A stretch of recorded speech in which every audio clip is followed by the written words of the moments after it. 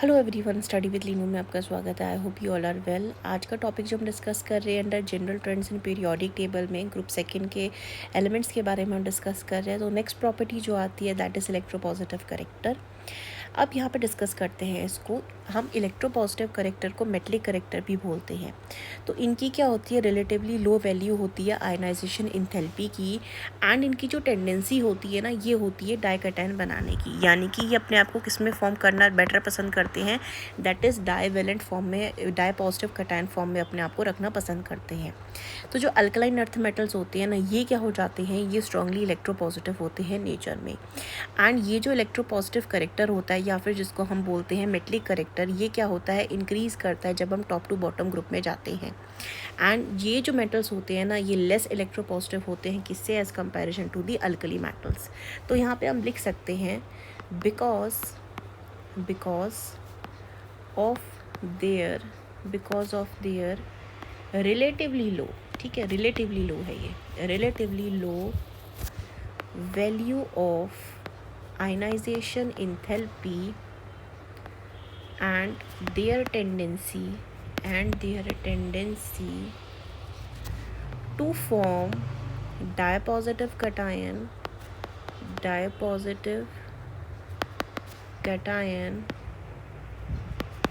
the alkaline earth metals, या फिर मैं जिसको बोलती हूँ ग्रुप 2 मेटल्स जो होते हैं, are strongly electropositive, ठीक हो गया। एंड इट इंक्रीजेस, ये जो इनका करेक्टर होता है, इंक्रीजेस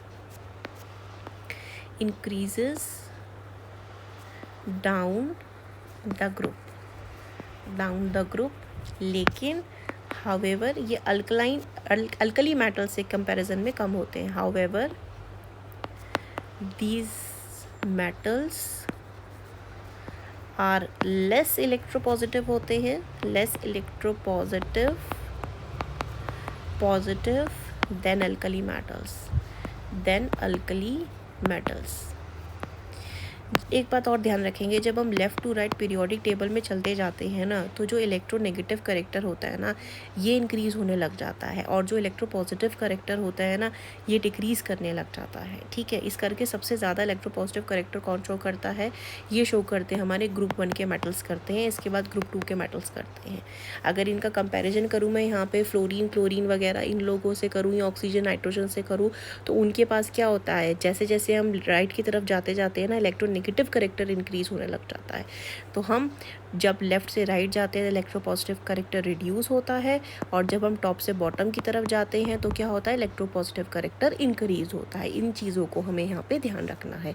अब हम डिस्कस करते हैं नेक्स्ट पेज में नेक्स्ट प्रॉपर्टी के बारे में। फ्लेम कलरेशन टेस्ट, ये आती है हमारी नेक्स्ट प्रॉपर्टी, इसको डिस्कस करते हैं।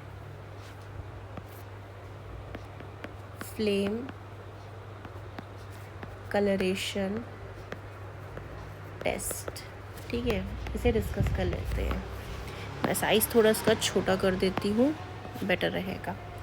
अब बात करते हैं हम अल्कलाइन अर्थ मेटल्स में, यानी ग्रुप 2 मेटल्स में बेरिलियम और मैग्नीशियम के अलावा, ठीक है, इम्पार्ट करते हैं करेक्टरिस्टिक कलर फ्लेम टेस्ट जब करवाया जाता है यहाँ पे। तो कैल्शियम जो होता है, इसका क्या कलर आता है, ब्रिक रेड, ये कलर शो करता है।